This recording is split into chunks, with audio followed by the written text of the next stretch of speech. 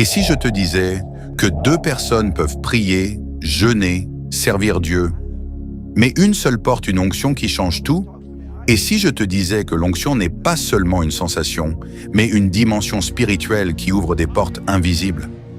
Pourquoi certains parlent et rien ne se passe, alors que d'autres prononcent quelques mots et les cœurs sont brisés, les vies transformées, les démons fuient? Ce n'est pas un hasard, ce n'est pas un talent, ce n'est même pas une question d'expérience, c'est l'onction. L'onction du Saint-Esprit est aujourd'hui absolument nécessaire. Sa puissance peut être imitée, mais jamais égalée. Nous devons bénéficier de la présence irremplaçable de l'onction, qu'aucun autre effort religieux ni aucune quête spirituelle ne peut égaler. Cet équipement vital pour la vie du croyant est souvent mal compris et historiquement sous-enseigné. Le but de cette vidéo est de révéler les mystères de l'onction qui libéreront la puissance de Dieu pour agir concrètement dans votre vie. Nous allons plonger ensemble dans les mystères de l'onction, ce qu'elle est réellement, comment elle vient, pourquoi certains la perdent, et surtout comment marcher dedans avec puissance. Prépare-toi, parce que ce que tu vas entendre peut transformer ta vie spirituelle à jamais. Abonnez à cette chaîne, La Thérapie de l'âme, et activez la cloche de notification afin de rester connecté avec nous. Restez bénis. Les Écritures consacrent le croyant en Jésus comme roi et prêtre devant Dieu. Nous recevons l'onction pour accéder à la vocation céleste et être tout ce qu'il nous a promis. L'onction inaugure et confirme notre position en Jésus-Christ. Voici le mystère. L'onction ne se voit pas, mais elle se manifeste. Elle ne s'achète pas, mais elle a un prix. Elle ne s'imite pas, mais beaucoup essaient de la copier. Depuis les temps bibliques, de David à Élie, jusqu'à Jésus-Christ, l'onction a toujours été le facteur invisible derrière les exploits visibles. Mais aujourd'hui, beaucoup parlent de l'onction, sans jamais entrer dans ses profondeurs. Certains confondent l'émotion avec l'onction. D'autres pensent que c'est réservé à une élite, et beaucoup ignorent totalement comment elle fonctionne. Alors laisse-moi te poser une question. Et si tu passais à côté de quelque chose que Dieu a déjà déposé pour toi? Je vous attends dans les commentaires. L'onction de Dieu est nécessaire pour libérer les masses entassées d'une génération opprimée et prisonnière. Préparez-vous à ce que Dieu vous enflamme. L'onction de Dieu alimente le feu du Saint-Esprit. Ouvrez votre cœur à un niveau plus profond de la puissante onction de Dieu et préparez-vous à brûler d'une passion nouvelle pour Dieu et son dessein pour votre vie. Après près de 4 décennies de ministère puissant, j'ai traversé la période la plus douloureuse de ma vie. Les ministres et les croyants ne sont pas exempts de souffrances mentales, physiques ou émotionnelles. Dieu n'a jamais promis que nous ne traverserions pas de moments difficiles. Il a promis que nous ne les traverserions pas seuls. Dieu nous a donné la garantie, par sa parole, qu'il ne nous abandonnera jamais. Cette période de ma vie a été une expérience extrêmement douloureuse pour ma famille. Dieu a parfois besoin de nous faire descendre du sommet et de nous placer dans la vallée pour que nous apprenions. La vallée que nous avons traversée a duré 3 longues années. Ma femme Suzanne a traversé une crise personnelle qui s'est étendue sur plusieurs décennies. Dieu l'a accompagnée, elle et notre famille, à travers tout cela. Suzanne a partagé cette victoire personnelle et beaucoup ont été encouragés et fortifiés par son histoire. Au cours de cette période douloureuse, j'ai appris qu'il existe des différences dans la manière dont Dieu utilise son onction dans nos vies. Différentes onctions traversent le peuple de Dieu. Je ne m'en suis rendu compte qu'en traversant cette période extrêmement difficile. Je n'avais découvert cela dans aucune école. Seul le Saint-Esprit aurait pu me révéler ces choses. J'ai compris que je pouvais exercer mon ministère sous l'onction et celle de mon ministère n'en était absolument pas affectée.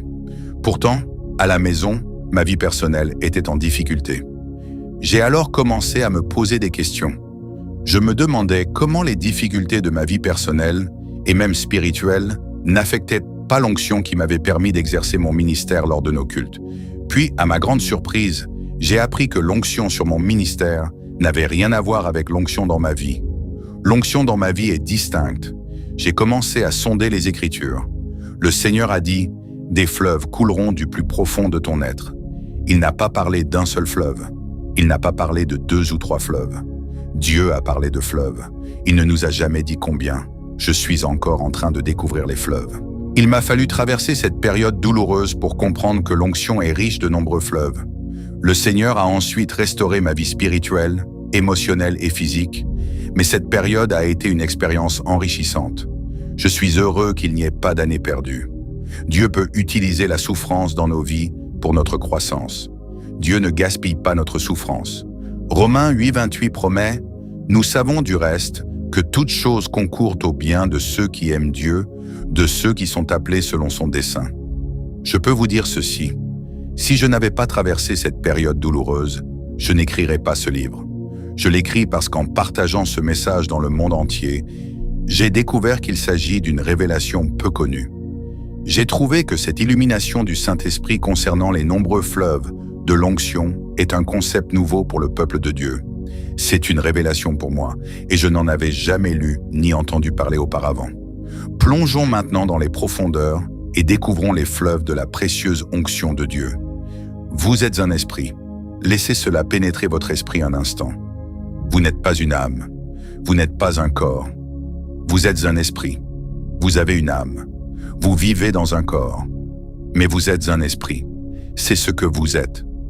Votre corps n'est pas votre véritable moi. Votre véritable moi est votre esprit. Au moment de votre salut, une dynamique s'est produite. La personne du Saint-Esprit est devenue une avec votre esprit.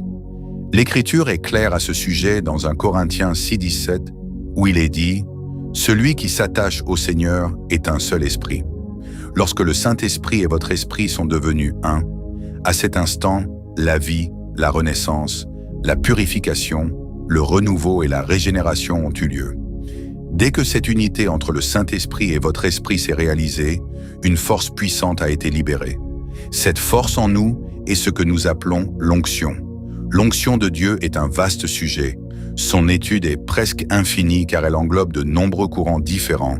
Un seul livre ne peut tout résumer. Au fil de ces pages, j'aborderai des points fascinants et cachés de la Bible. Je les appelle les mystères de l'onction. J'explore les raisons pour lesquelles certains événements se sont produits dans la vie du Seigneur Jésus, de Moïse, de David et de Paul. Vous vous êtes peut-être interrogé sur certains événements qui se sont produits dans leur vie. Ce sont des mystères, mais il y a une réponse à chaque mystère dans la Bible. À mesure que vous parcourez les 3 sections du livre, vous remarquerez une progression. En explorant les composantes de l'onction, nous constatons que certains niveaux sont de plus en plus profonds. À mesure que vous progressez, vous remarquerez que, dans les niveaux les plus profonds, de moins en moins de personnes opèrent dans chacun de ces niveaux d'onction. Nous commencerons par l'onction intérieure que chacun reçoit au moment du salut, puis nous progresserons vers l'onction extérieure. Elle est réservée à ceux que Dieu confie à Dieu, ceux qui ont choisi de consacrer leur vie à devenir des instruments de Dieu dévoués à son ministère. Nous explorerons également l'onction d'Élie à venir pour les nations, que très peu ont jamais reçue. La plupart des gens ignorent l'existence de l'onction, et s'ils la connaissent, ignorent son origine. C'est une énigme. Mon objectif est de vous aider à aborder ce sujet complexe en partageant la parole de Dieu et les expériences que j'ai vécues en plus de 40 ans de ministère. Jean 8,32 nous dit « Vous connaîtrez la vérité, et la vérité vous affranchira. La seule vérité qui vous libérera est celle que vous connaissez. » En parcourant ces pages, votre compréhension de l'onction grandira, et vous deviendrez plus habile à agir sous votre onction, un instrument de Dieu, parfaitement adapté à ses mesures. J'ai également eu le privilège de côtoyer certaines des personnes les plus remarquables qui aient jamais existé, et j'ai pu constater de visu comment Dieu les utilisait. J'ai beaucoup appris en travaillant avec la Fondation Kathryn Kuhlman pendant 4 ans, ainsi qu'en nouant une amitié étroite avec Rex Humbard et Oral Roberts. C'est probablement avec Oral Roberts que j'ai discuté le plus des mystères de ce livre. Dans ces dernières années, j'allais chez lui presque chaque semaine et nous passions des heures et des heures ensemble. On ne peut pas être proche de telle personne sans rien apprendre. On ne peut pas non plus exercer son propre ministère pendant des décennies sans rien apprendre. Leur empreinte est indéniable dans ces pages, comme dans tous les aspects de mon ministère. Cependant, malgré leur communion et leur enseignement, après des décennies de ministère mondial, je ne comprenais pas grand-chose de ce que je vais partager. C'est ce que le Seigneur m'a révélé après ma quête de réponse. Je le partage avec vous. Il y a 3 onctions majeures que vous devez savoir. Dans la Bible, nous trouvons 3 onctions principales. L'onction permanente, l'onction de habilitante ou de puissance et l'onction de domination. 1. l'onction permanente. L'onction que vous avez reçue demeure en vous et vous n'avez pas besoin que personne vous enseigne. Mais comme cette onction vous enseigne toutes choses et qu'elle est vérité et n'est point un mensonge, et comme elle vous a enseigné, vous demeurerez en lui. L'onction mentionnée dans 1 Jean 2,27 est ce que j'appelle l'onction permanente. Cette onction est pour la vie. C'est une onction intérieure qui œuvre de l'intérieur pour approfondir votre communion avec Dieu. Alors que nous entamons notre cheminement, je voudrais que vous remarquiez quelque chose que beaucoup de gens oublient. L'onction permanente est l'onction pour vivre et non pour agir. Cette onction intérieure agit sur l'esprit. L'onction permanente ne vise ni l'âme ni le corps. L'onction éternelle demeure en vous. Elle habite l'enfant de Dieu. Elle influence votre cœur, votre vie, votre marche avec Dieu et votre communion avec lui. Elle vous donne la grâce de persévérer dans les œuvres de Dieu. Aujourd'hui, sachez et soyez conscients que l'onction éternelle est en vous pour vous enseigner et vous aider à vous établir au quotidien. Vous n'êtes ni isolé ni seul. Vous êtes doté d'un flux constant de l'onction éternelle de Dieu. 2. L'onction habilitante. Mais vous recevrez une puissance, le Saint-Esprit survenant sur vous, et vous serez mes témoins à Jérusalem, dans toute la Judée, dans la Samarie, et jusqu'aux extrémités de la terre. Actes 1:8. L'onction que nous voyons là est une onction extérieure. Cette onction puissante influence votre ministère et les dons de l'Esprit dans votre vie. C'est l'onction pour le service. Elle vous donne la capacité de partager l'Évangile, que vous soyez ou non appelé à un ministère. Je couvrirai cette onction plus en détail dans 2 sections. Une pour tous les chrétiens utilisés par Dieu dans le ministère auprès des autres, et une pour ceux appelés à un office ou à un poste de ministère d'appel à vie. L'onction permanente est destinée à la vie quotidienne et est accessible à chaque croyant. L'onction de domination ou de puissance est spécifiquement destinée au service et s'applique donc à ceux qui se consacrent au service de Dieu dans le ministère auprès des autres. Elle affecte le corps et l'âme, mais pas l'esprit. Elle est destinée à l'action. Elle n'affecte pas nécessairement la vie chrétienne ou le cheminement spirituel d'une personne. C'est un don. Cette onction extérieure est donnée à ceux qui se montrent fidèles au Seigneur. Tous les chrétiens ne choisissent pas de servir, et donc tous ne reçoivent pas l'onction de puissance. J'y reviendrai plus en détail dans un prochain chapitre. 3. L'onction de domination. En ce jour-là, son fardeau sera ôté de dessus ton épaule, et son joug de dessus ton cou, et le joug sera détruit à cause de l'onction. Ésaïe 10:27. L'onction de domination est une onction rare et puissante. Cette onction qui transforme le monde affecte spécifiquement les nations. Elle a le pouvoir de bâtir des royaumes ou de les détruire. Très peu de personnes ont cette onction, que j'appelle aussi l'onction d'Élie. Cette onction reposait sur Moïse, Josué, Isaïe, Jérémie, Ézéchiel, Élie, Élisée et quelques autres de l'Ancienne Alliance. Elle reposait sur des individus que Dieu utilisait prophétiquement pour instaurer des royaumes ou les détruire. Je crois que nous entrons dans ce que j'appelle le royaume d'Élie de l'onction.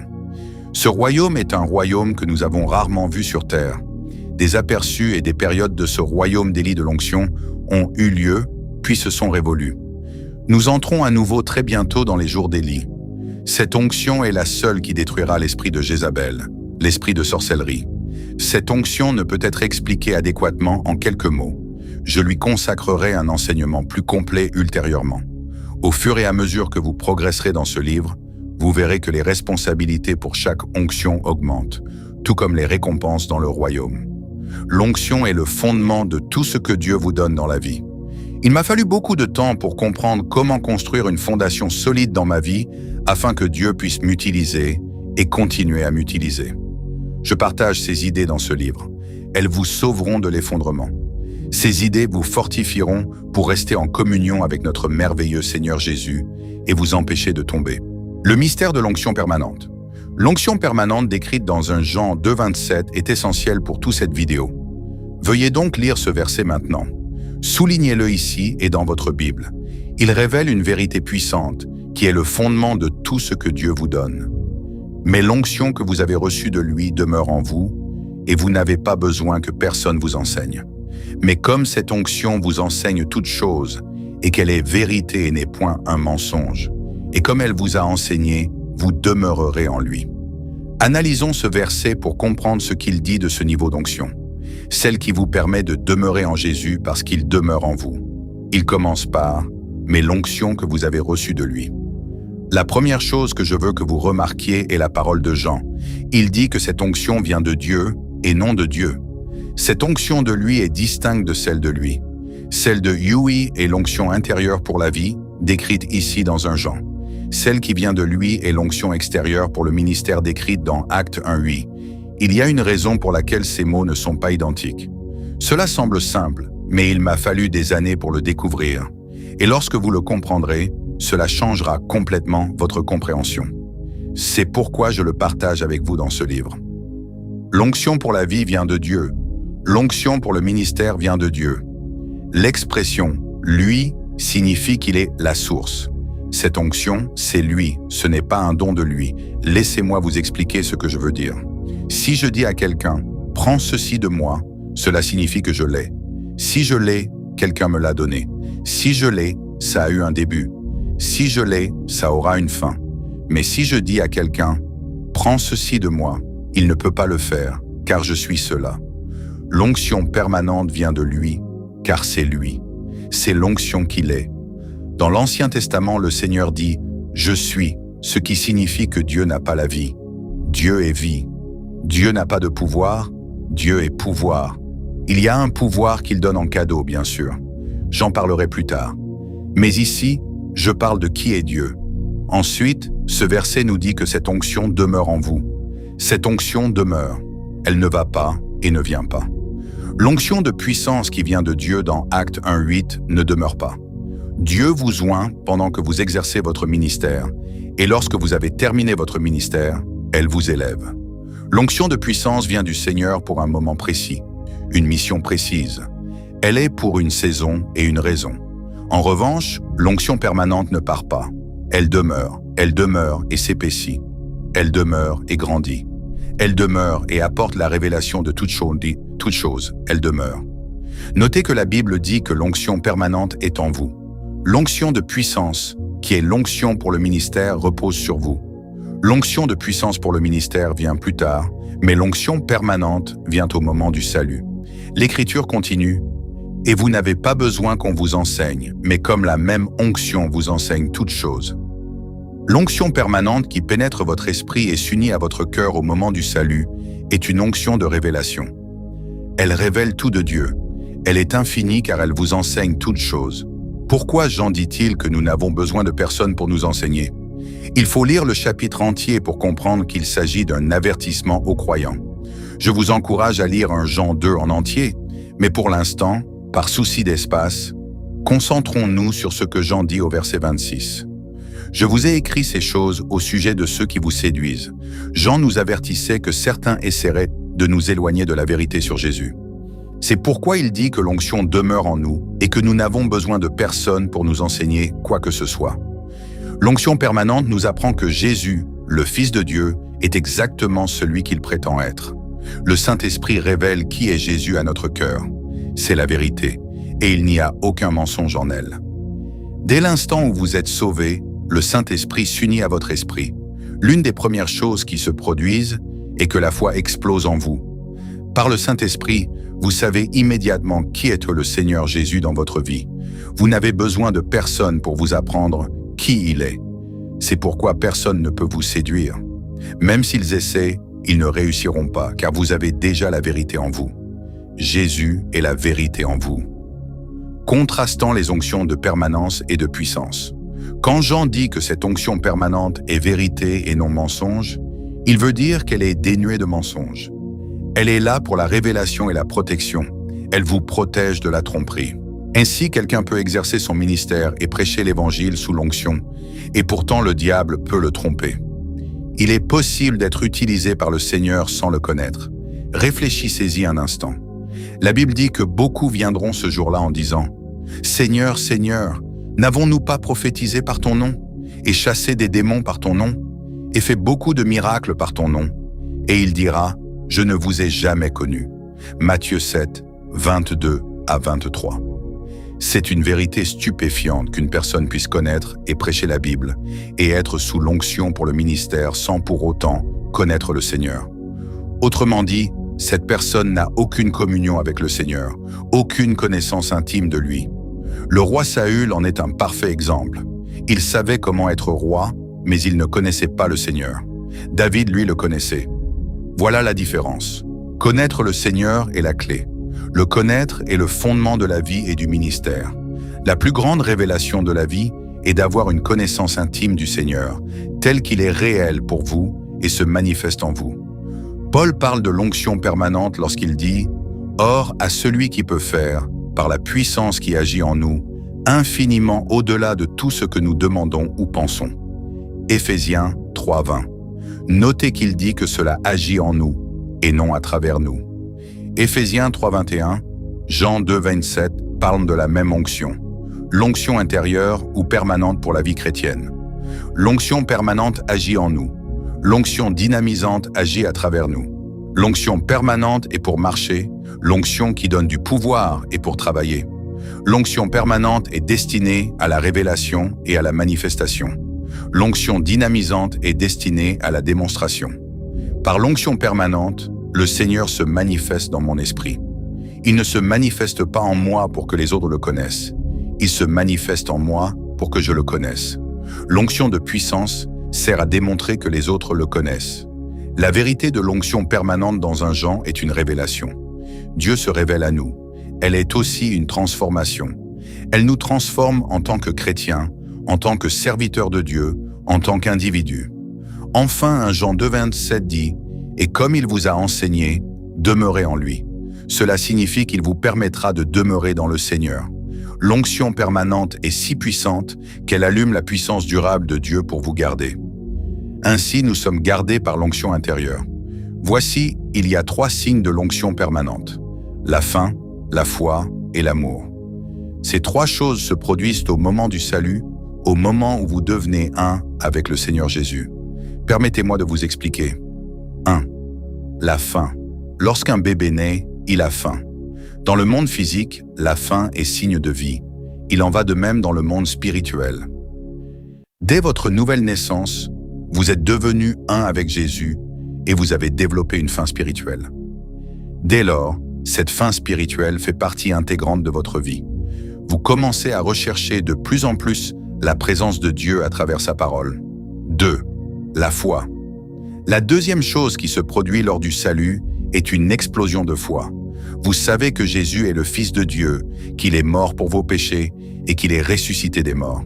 Comment connaissez-vous cette réalité? Vous n'avez pas besoin de la lire dans un livre. Vous la connaissez par l'Esprit. Le Saint-Esprit vous donne la certitude intérieure que vous lui appartenez, qu'il vous aime, que le ciel est votre demeure, qu'il y a dans le sang la puissance de vous libérer et que vous êtes rachetés. Cette certitude intérieure est la foi. Vous recevez la foi donnée par Dieu et vous n'avez donc pas besoin de vous convaincre de sa réalité. Le Seigneur devient réel pour vous, plus réel que votre propre vie. Avant de poursuivre, permettez-moi d'expliquer rapidement qu'il existe différents types de foi. Le premier est la mesure, ou semence, de la foi. Dieu met une mesure de foi dans votre vie au moment du salut et vous savez immédiatement qu'il est votre Dieu.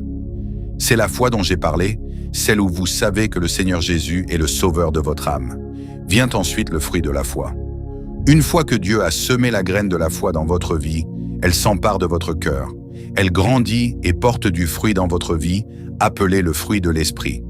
Enfin, il y a le don de la foi. Ce type de foi est différent car il n'est pas destiné à votre relation avec Dieu. Il est plutôt destiné au ministère auprès des autres.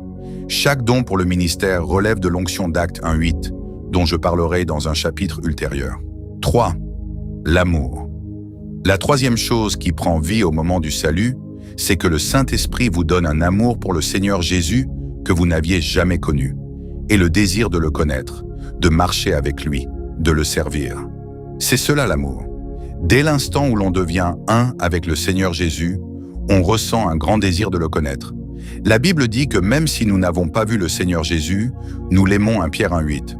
Quand j'ai été sauvé, le 14 février 1972, Je suis tombé amoureux de Jésus en une fraction de seconde. Un groupe d'élèves de mon lycée de Toronto me parlait de Jésus et je les prenais tous pour des fous. Ils semblaient se contenter de dire « Jésus t'aime » et je ne savais pas quoi répondre, mais ils n'ont pas abandonné. Tout au long de ma terminale, ils n'ont cessé de me répéter que Jésus m'aimait. Dans la nuit du 13 février 1972, un événement incroyable s'est produit. J'ai fait un rêve que je n'oublierai jamais. Je me suis vu sur un long escalier, descendant dans une fosse. J'étais enchaîné à d'autres prisonniers et de petites créatures mi-humaines, mi-animales, nous poussaient à continuer à descendre. Il n'y avait aucune issue et l'escalier s'enfonçait de plus en plus dans l'obscurité. Soudain, un ange apparut juste à côté de moi. Personne ne le vit, sauf moi, et il me fit signe de venir à lui. À cet instant, mes chaînes tombèrent. Il me prit par la main et une porte s'ouvrit de nulle part. L'ange me tenait toujours par la main, tandis qu'il me conduisait à travers la porte, me transportait dans les airs et me déposait au coin d'une rue, juste devant une fenêtre de mon lycée. Dès que nous fûmes arrivés dans mon rêve, je me réveillais. Je n'avais aucune idée de ce que tout cela signifiait. J'ignorais que l'endroit où mon rêve s'était terminé prendrait une signification particulière en quelques heures seulement. Comme je m'étais réveillé tôt, je suis allé à l'école et me suis dirigé vers la bibliothèque. Le groupe d'élèves qui parlait toujours de Jésus m'a invité à leur réunion de prière matinale qui se tenait à la bibliothèque. Je me suis dit, quel mal cela peut-il faire? Et peut-être que ça va enfin me faire lâcher prise. Je suis allé à la réunion et sans même m'en rendre compte, les enfants priaient tous en langue. Je n'avais jamais entendu personne prier comme ça auparavant. J'avais peur, mais en même temps, j'ai senti une présence m'envahir. C'était bouleversant. Je ne savais pas comment dire à Jésus « Viens dans mon cœur ». Aucun des enfants n'a dit « Voici comment tu seras sauvé ». Pris ces mots après moi, ils ont continué à prier en langue et j'ai commencé à pleurer. C'était un moment tellement émouvant. J'ai baissé la tête et j'ai crié à voix haute « Jésus, reviens !» Je disais cela parce que j'avais reçu la visitation du Seigneur à 11 ans. Mais rien ne s'était passé depuis. Je savais que c'était le même Jésus que j'avais rencontré à 11 ans. Alors tout ce que j'ai pu dire, c'est « Reviens ». La réunion de prière s'est terminée peu après et personne ne m'a rien dit.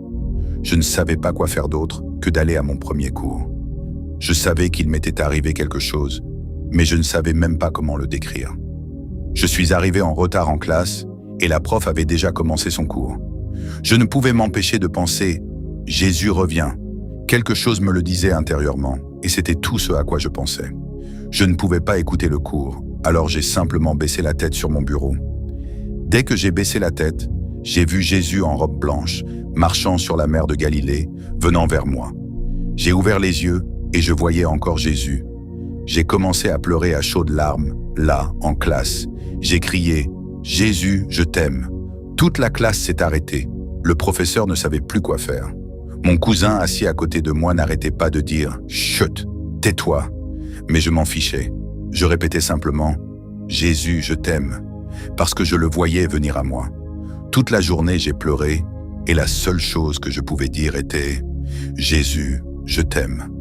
Puis en sortant de l'école et en me dirigeant vers le coin du bâtiment, j'ai remarqué la fenêtre de la bibliothèque.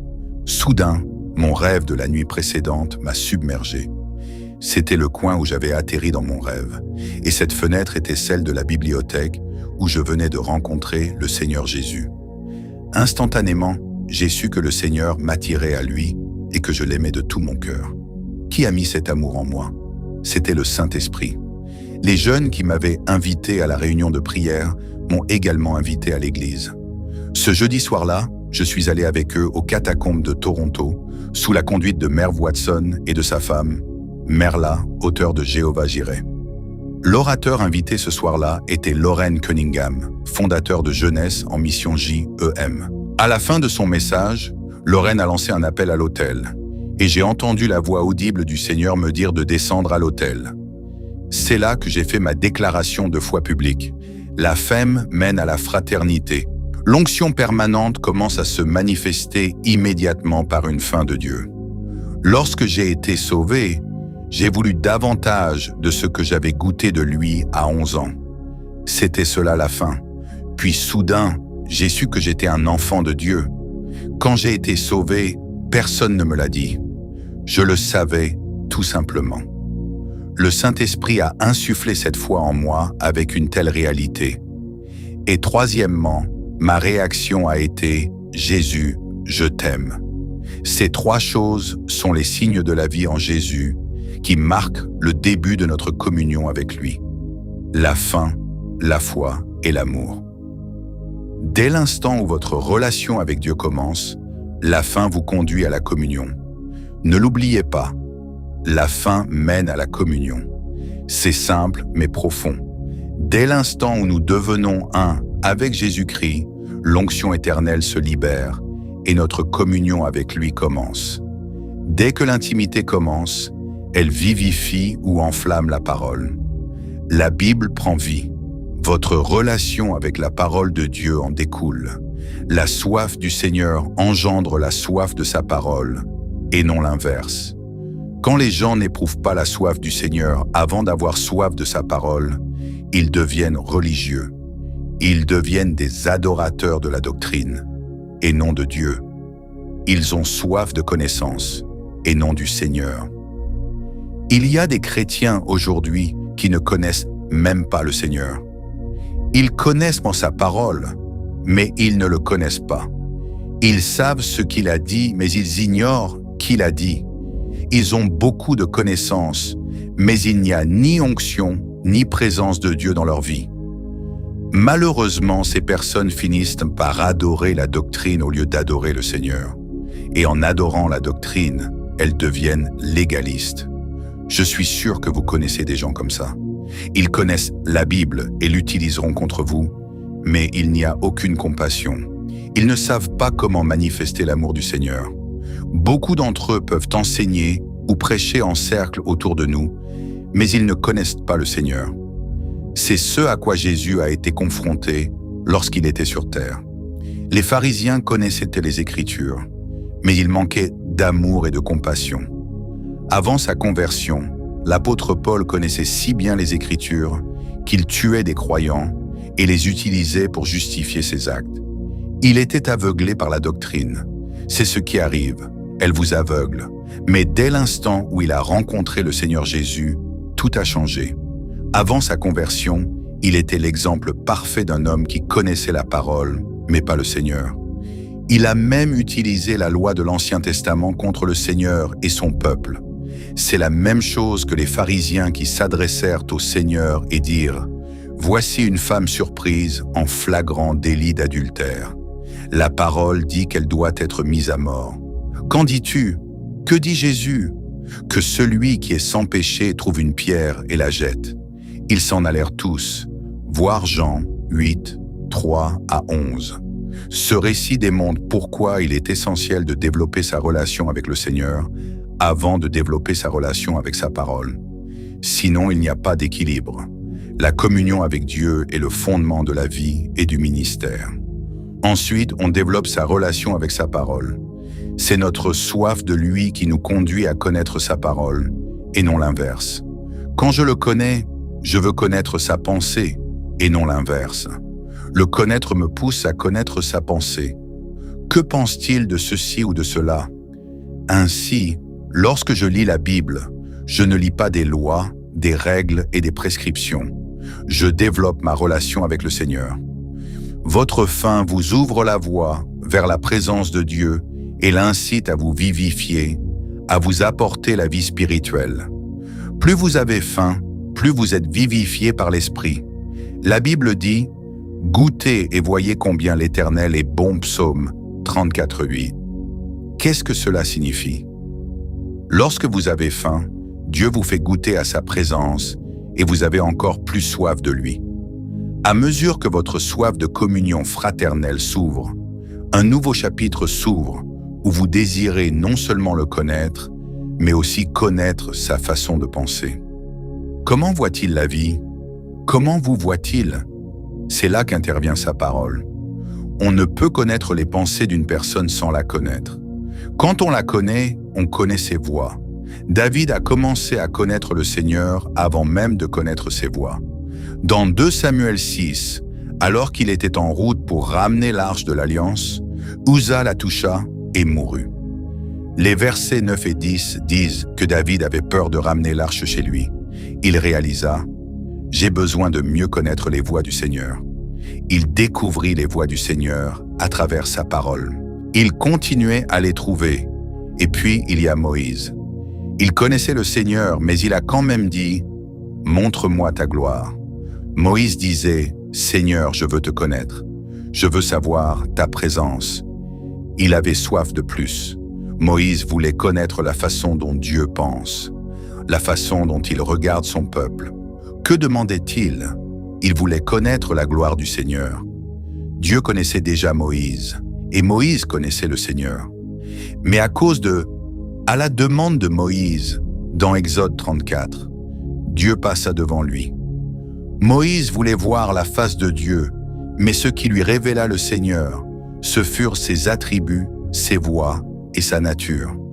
Et l'Éternel passa devant lui et s'écria « L'Éternel, l'Éternel, Dieu miséricordieux et compatissant, lent à la colère, riche en bonté et en fidélité, qui conserve sa miséricorde jusqu'à 1000 générations, qui pardonne l'iniquité, la rébellion et le péché, mais qui ne tient pas le coupable pour innocent, qui punit l'iniquité des pères sur les enfants et sur les enfants des enfants, jusqu'à la 3e et la 4e génération.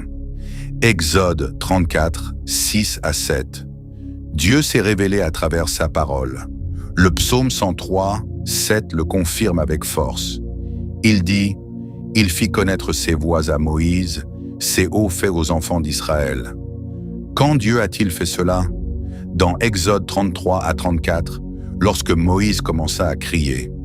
Dieu révéla sa nature et ses attributs à Moïse, et Moïse perçut tout cela dans son esprit. La Bible déclare dans Hébreux 11 qu'il vit les souffrances du Messie et rejeta les plaisirs de l'Égypte. Dieu lui révéla ses voies dans Exode 34. Nous devons comprendre que l'onction permanente révèle qui est le Seigneur dans nos vies. Elle protège nos cœurs de la tromperie. Elle nous permet de demeurer en communion avec le Seigneur. Cette onction réside en nous. C'est l'onction dont j'ai parlé qui suscite la soif, la foi et l'amour. Dans le prochain chapitre, j'examinerai ce que signifie pratiquer la présence de Dieu, c'est-à-dire demeurer dans le monde spirituel, où les promesses de Dieu se réalisent. Lorsque vous faites l'expérience de cette profonde communion avec le Seigneur, votre présence devient sa présence, votre instrument devient son instrument, vos yeux deviennent ses yeux, votre toucher devient son toucher, votre voix devient sa voix, et ainsi, le monde saura qu'il est vivant. Dans le chapitre suivant, nous allons voir les mystères de la présence de Dieu. Restez connectés et que Dieu vous bénisse abondamment.